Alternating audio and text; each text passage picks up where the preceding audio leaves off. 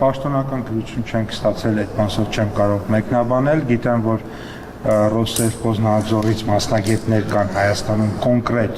ընկերությունների ուսումնասիրություն են անցկացնում եւ այդ ուսումնասիրության արդյունքում կորոշվի, այսինքն նրանք ընկերություններ, որոնց դեպքում փակ է եւ եթե դրական եզրակացություն ունի կբացվի իրենց համար արտահանման հնարավորությունը ես կարծում եմ ընթացիկ աշխատանքային իրավիճակներ են, իհարկե չեմ բացառում, որ կան հայաստանյան որոշ ուժեր, որոնք փորձում են որոշակիորեն այնպեսի իրավիճակ ստեղծել, որ հայ արտադրողները, հայ ֆերմերները Ռուսաստանի Դաշնությունում խնդիրների առաջ կանգնեն, մենք այդպիսի տեղեկատվություններ պարբերաբար ստանում ենք, բայց նաև զուգահեռ կարողանում ենք այդ խնդիրները լուծել, օրինակ տեսեք նույն Վալբերսի կամ Օզոնի դեպքը ես ասեմ, ինքը մեծ հաշվով արդեն լուծված է, այսինքն մենք հարյուրավոր ընկերություններ, որոնք արդեն իսկ բացվել է այդ հնարավորությունը իրենց համար եւ հարյուրավոր ընկերություններ կա, որոնք մեր աջակցությամբ այդ փաստաթղթերն են հիմա ստանում եւ կբացվի, այսինքն մեխանիզմը դրված, ասում են փաստաթուղթը բեր ու ավտոմատ ինքը բացվում է։ Ուզում եմ ասել, որ չեմ բացառում նաև այդպիսի ինչ-որ դրվագներ, որտեղ ներքաղաքական Հայաստանում ներքաղաքական որոշ ուժեր ուրեմն կփորձեն այնպես անել, որպեսզի հայ գյուղացին, հայ արտադրողը դժվարություններ ունենա դրսում, բայց դա կառավարելի է, լուծում ենք եւ ուզում եմ նաեւ ուրախությամբ նշել, որ դիվերսիֆիկացիայի մասով բավականին լուրջ հաջողություններ ունենք, օրինակ այս 2026 թվականի հունվար-ապրիլ ամիսների ընթացքում Հայաստանից արտահանումը դեպի Չինաստան կրկնապատկվել է եւ կրկնապատկվել է նաեւ Հայաստանից Եվրոպական միության արտահանումը 25 թվականի համար, այսինքն Չինական շուկա եւ Եվրոպական միության շուկա մենք 2 անգամ ավելի շատ ապրանք ենք արտահանել, քան անցած տարի, սա մեր քաղաքականությունների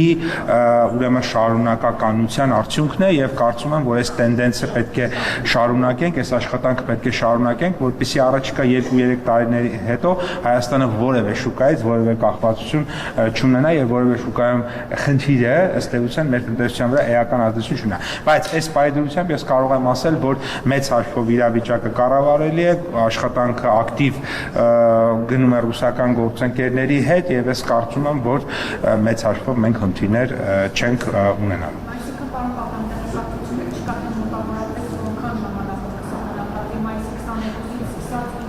Տեսեք, կա մամուլի մի հոդված, պաշտոնական փաստաթուղթ մենք չունենք, հետեւաբար ես չեմ կարող մեկնաբանել ոչ պաշտոնական փաստաթղթեր, եկեք փաստաթղթերը կլինի, կմեկնաբանենք, կաշխատենք։ Տեսեք, մեր քայլերը որն են, միշտ մեր ստանդարտների բարձրացումն է, ես ուզում եմ նշել, որ վերջին 1 տարվա ընթացքում մենք Հայաստանում բազմաթիվ ջերմատնային տնտեսություններ ենք ստեղծել, այդ թվում վարդի կամ այլ ծաղիկների, որոնց նմանը չկա ԵԱՏՄ-ում կամ այդպիսի լավ որակի քիչ կա, այդ թվում նաև Ռուսաստանի Դաշնությունում, այսինքն Հայաստանում եղած ջերմատների մի էական մասը, հատկապես գերժամանակակից տեխնոլոգիաներով, իրապես ցանկանային ԵԱՏՄ այջները եւս այդպիսի տեխնոլոգիաներ շատ ունենային, այսինքն իրենց ամենալավագույնները, եթե կա էլ, իրենց ամենալավագույնների նման է մեր ջերմատնային տնտեսությունները, սա է, եւ դա մեզ հնարավորություն է տալիս Եվրոպական միության շուկա եւ Ամերիկայի Միացյալ Նահանգները արտահանում իրականացնել, եւ մենք հիմա նաեւ մեխանիզմներ ենք քննարկում, օրինակ վարդի մասով Եվրոպական միության շուկա դուրս գալու, որովհետեւ փաստացի այն որակի արտադրանքը, որը իմ նշած գերժամանակակից տեխնոլոգիաներով ջերմատներում արտադրվում է, այդ վարդը Եվրոպական միության աուկցիոն, ուրեմն մի այդպիսի աուկցիոն կա Հոլանդիայում, այդ որակը այնտեղ վաճառվում է, այսինքն մենք այդ հոլանդական վարդերի որակն ենք արդեն կարողանում տալ ամենաբարձր աշխարհում, որտեղ մեր այդ պետական աջակցությամբ ֆրանսիական, գերմանական եւ այլ երկրների ամենանորագույն տեխնոլոգիաներն ու մեթոդներն են ուրեմն ներդրված, այսինքն դա ամենաբարձր որակն է, այդտեղ որակի մասով ուղղակի քննարկում չի կարող լինել եւ հիմա քննարկում ենք տնտեսվարողների հետ ինչպես աջակցենք, որպեսզի մատչելի ծավալով մտնեն եւ իհարկե նաեւ հավաքական, որովհետեւ այնտեղ մինիմում 500,000 հատի բանկա, եթե 1 միլիոն ավելի գինը հարմար կլինի եւ այսպես շարունակ եւ այս առումով ես ուզում եմ նշել, որ քննարկում ենք մի քանի տարբերակներ, այդ թվում տրանսպորտային փոխհատուցման աջակցությունը, այդ թվում մտավոր սեփականության այնտեղ բույսերի օրինակ սորտը, որ ստեղծվում է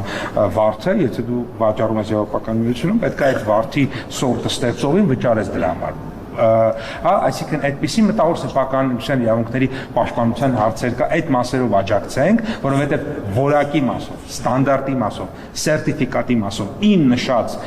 ջերմատները ամենա ժամանակակիցն է, այսինքն այն ինչ որ Հոլանդիայում կա ամենավերջին տեխնոլոգիաներով, դրանից Հայաստանում տասնյակ հեկտարներով կա եւ այդ նույն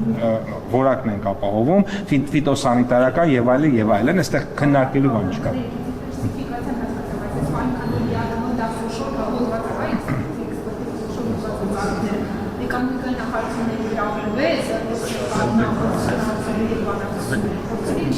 Տեսեք, քանի որ խնդիրը նախ պաշտոնական կողմակով չունենք, բ. եթե հոդվածի բովանդակությունը տեղափոխենք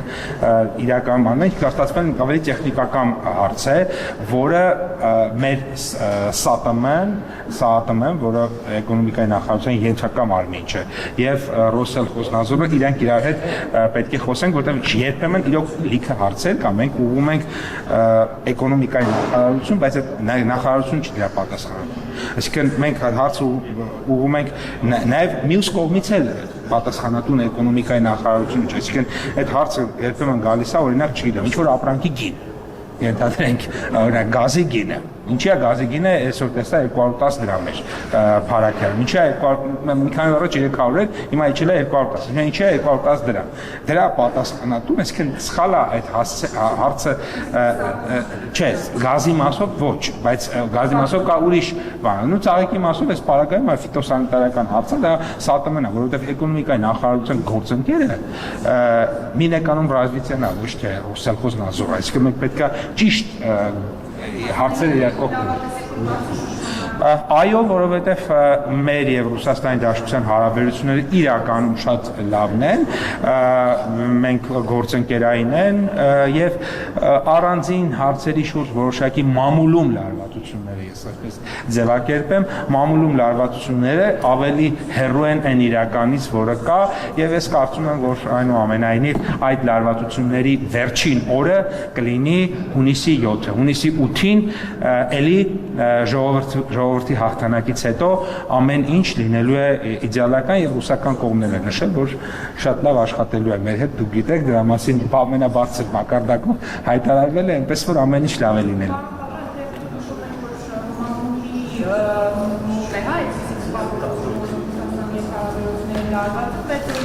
Շոյգուն նշել է, որ Հայաստանի իշխանությունները փոխում են հայրենական մեծ պատերազմում, նացիզմի դեմ պայքարած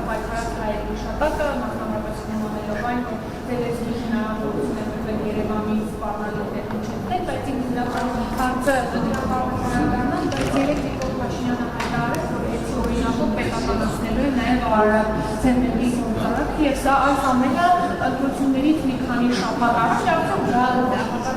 չի ունենալու հենց ձեզ համար եւ ինչու է միայն հիմա հիշել, որ ըստ էության ինչ-որ չարաշահումներ են տրվել։ Հիմա չենք հիշել։ Եվ եթե հիմա չէ, ավելի վաղ ինչու է։ Չէ, հիմա չենք հիշել, հիմա է դատախազությունը գտել։ Դատախազությունը գտել է, այսինքն իրավական հիմքերը հիմա է ստեղծվել։ Եվ եթե 2018-ին գտնեինք, 2018-ին ենք անելու, 20-ին, 20-ին, 28-ին գտնեինք, 28-ին ենք գտնել, թե որևէ մեկին թվում է, թե դեռ իր ապօրինի գույքի հետևից, որ դեռ չեն գնացել, բայց դա իրեն երաշխավորում է, որ 28 թվին չեն գնալու, դա իրենք սխալվում են, որովհետև բոլոր ապօրինի գույքերի հետևից էլ գնալու ենք եւ այդտեղ որևէ կոմպրոմիս, որևէ օլիգարխի հետ չի կարող լինել, ինչքան էլ որ ասենք թե լիարժեք համապատասխան որը եղբայր ջան, չի լինել։ ձեր ժողովրդին ինչ ոնց է ժողովուրդը երկուսի որ պաշտպանի գնալու են մի արարծիվի գործարան առանց ինչ-որ բանի Ոչ մնացած բոլոր դեպքերում ինչ հայտարարել եք որն է վերադարձը վերադարձը գիտեք որն է ժողովրդին վերադարձը օրինակ ԶՊՄԿ-ի 22.5%-ի դեպքում ոչ միայն հարկն է պետությունը այլ 22.5% շահույթը մտնում է պետական բյուջե այդ պետական բյուջեի մտած փողով էլ այս ժողովուրդը օրինակ գնում է անվճար առողջապահության ապահովագրություն ստանում գնում է մարդը որը երբեք 4 միլիոն դրամ փող չի տեսել երբեք հա գնում է ասում են 4 միլիոն դրամ պետությունը վճարեց ձեր փոխարեն գնացեք ու 4 միլիոն դրամանոց վիրահատության ենթարկվեք այն նույն մարդը որը դատապարտված է մահվան միջև է որովհետև 4 միլիոն դրամ ուղղակի ոչ գույք ուներ այդ մարդը ոչ աշխատավարձ ուներ ոչ էլ իրան կարող էին այդքան վարկ տալ ու այդպես տասնյակ հազարավոր մարդկանց Հայաստանի Հանրապետության կառավարությունը փրկել է եւ 100 հազարավորների էլ առաջիկայում է փրկելու այդպես այնպես ինչպես որ օրինակ 10000 դրամ պլյուս 10000 դրամով ուրեմն բարձրացավ կենսաթոշակները եւ այսպես շարունակ այսինքն այդ դրանից շահույթը կգնա պետական բյուջե ու օրինակ մի հատ էլ 5000 դրամ կավելացնենք ոչ թե առինջի սարի վրա դղյակ մեկը կսարքի մեջը 3 հատ առյուծ կպահի այլ օրինակ 667,000 մարդու 5000 դրամ կենսաթոշակ կտան այդպես է դեղի ունենալու 667,000 կենսաթոշակառու եւ պաստառու 667,000 կենսաթոշակառու եւ պաստառու էլ եմ ասում այսինքն առինջի սարի վրայի դղյակը իր առյուծներով հա կվերադառնա ժողովրդին ամեն մեկին 5000 3000 ինչքան որ կլինի այդպես է դեղի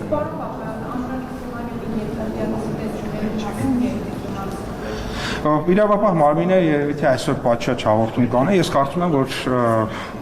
եթե անկախ նրանից ով ուզում է լինի, եթե հայրենիքի նկատմամբ դավաճանություն է որևէ մեկը գործում, այդտեղ ներում բեկում չկա եւ պետք է գնալ մինչեւ վերջ եւ պատժել ամենախիստ ձևով։ Ենթադրում եմ, որ այո։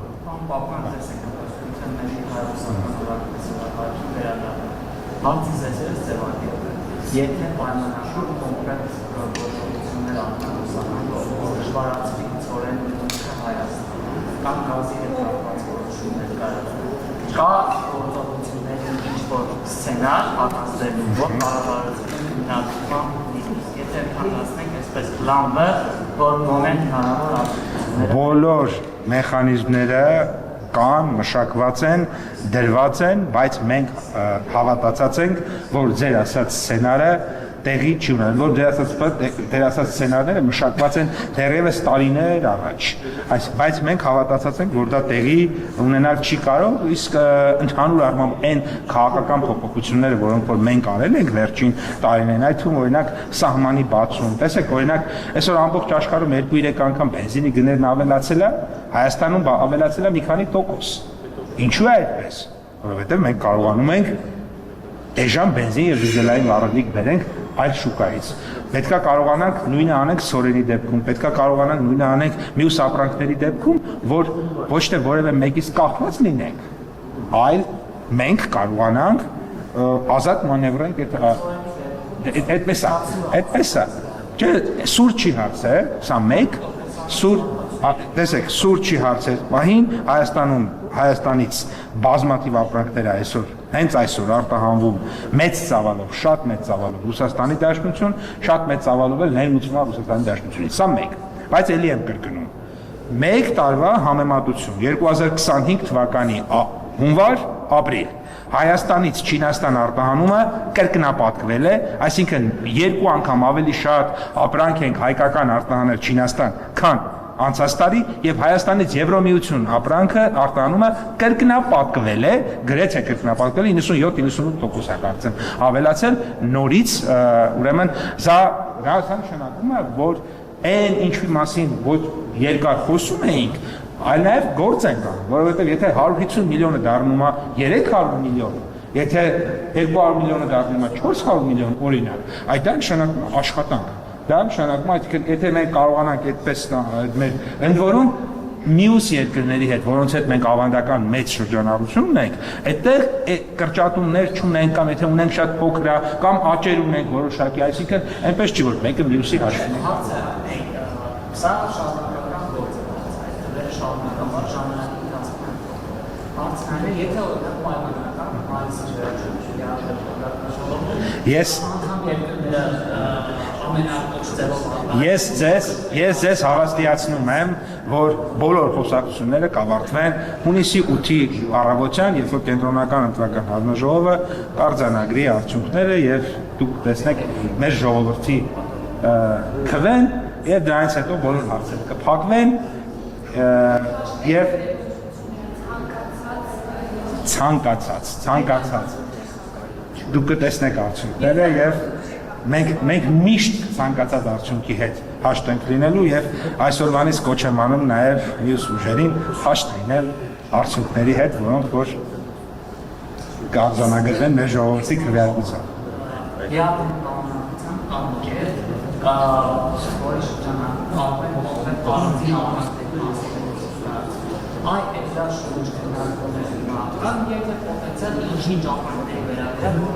Գիատոմը շրջանակներում կետեր գոյություն ունեն, որոնք կոչվում են բարիեր։ Ցանկացած բարիեր Հայաստանի Հանրապետության դեմ մենք բարձրաձայնելու ենք եւ եթե բարիեր լինի, կբարձրաձայնենք ու այդ հարցը կլուծվի։ Այդպես որ գիատոմերում այնքան կետեր կա, որոնք որ շատ լավ մինչ այս օգտագործել ենք, շարունակենք օգտագործել։ Գիատոմը մեխանիզմները բավականին լավն են իմիջայլում։ Այդպես այնտեղ եւ ստանդարտներն են բավականին լավ։ Այնպես չի որ ասենք գիատոմի ստանդարտները եվրոպական միությունի զերծ ստանդարտներ են։ Այնպես չի որ այդտեղ ստանդարտները ներքևայի չասած։ Նմանատիպ նույնական ստանդարտները, մեխանիզմները էլի բավականին լավն են։ Այդ առումով Այսինքն որոշումների ծավալը համասություններ Ես ախր դուք այդ հարցը բարձրաձայնում եք, ես էլ այսօր առավոտին տեղակալին հանձնարարում եմ, որպեսզի ինձ ուղարկի տվյալները, թե ինչքան ապրանք են արտահանել ռուսաստանի մաշնություն, անցած տարի ու այս տարի, տեսնում եմ, որ ավելի լավ վիճակը, քան անցած տարի, այսինքն այդ խառնաշփոթը, որ այսինքն այս հասկանում եմ, որ Հայաստանը նվազագույնը 3 քաղաքական ուժ կա, որի միակ հույսը Հայաստանում խաղաղ չլիներն ու Հայաստանում տնտեսական վիճակի վատանալն է։ Բայց ի հեճուկս իրանց ցանկությունների ամեն առավոտ հելնում են ասում են թարսի պես է սորելա խաղաղ, թարսի պես է սորելա տնտեսությունը զարգանում ու իրանց ասենք իրանց համար են ասում իրանց համար միշտ թարսի պես է լինելու ու որովհետև տնտեսությունը զարգանալու է կայուն խաղաղությունը լինելու է տևական իսկ քրեա օլիգարխիկ պատերազմի եռագլուխ կուսակցությունը հեռացվելու է քաղաքական դաշտից հայկական ժողովրդի քվեարկությամբ եւ բնականաբար ապօրինի գույքի մասին օրենքի տրամաբանությամբ տուն առ տուն, ավտո առ ավտո, ջիպ առ ջիպ, առյուծ առ առյուծ, չգիտեմ, ռեստորան առ ռեստորան, այդ ամեն ինչը վերադառնալու է ժողովրդին ու իրանք դա զգում են եւ իրանք դրա համար են ոտի հելել։ Ոտի են հելել իրենց թալանացը պաշտպանելու, բայց չի ստացվում Ժողովուրդ ջան, եկել է պատասխան տալու ժամանակը։ Դարձավ իմ հարցին ինչից սկսեցի։ Եթե պայմանական որոշումները Հայաստանի ծորեն արտահանման խոչընդոտներ ստեղծել այս կամայք է, Հայաստանի Հանրապետությունը ունի մշակած սցենար, թե այս դեպքում ոնց է սուբսիդավորելու այդ փոստը, որտեղ մեր պաշարները մեզ կհերիքեն Հայաստանի Հանրապետությունը ունի անհրաժեշտ պաշարներ, Հայաստանի Հանրապետությունը ունի դիվերսիֆիկացված մատակարարման աղբյուրներ, Հայաստանի Հանրապետությունը ստանում է եւ կստանա կայուն ծորեն եւ այդ մասով մեր քաղաքացիները որևէ մտահոգություն ունենալ չեն կարող, ամեն ինչ կառավարելի է եւ ելի եմ կրկնում, այս խոսակցություններն ու այս հարցադրումներն են ժամանակավոր։ Հունիսի 8-ի առավոտյան դուք այլ հարցեր եք տալու, օրինակ, ինչպես եք մտածում զարգացնել հաջորդ 5 տարվա ընթացքում Հայաստանում ծորենի արտադրության ծավալը եւ ես ձեզ կպատասխանեմ թե ինչպես ենք մտադիր լինելու հաջորդ 5 տարիներին Հայաստանում ծորենի ինքնաբավության մակարդակը բարձրացնել։ Շնորհակալ եմ։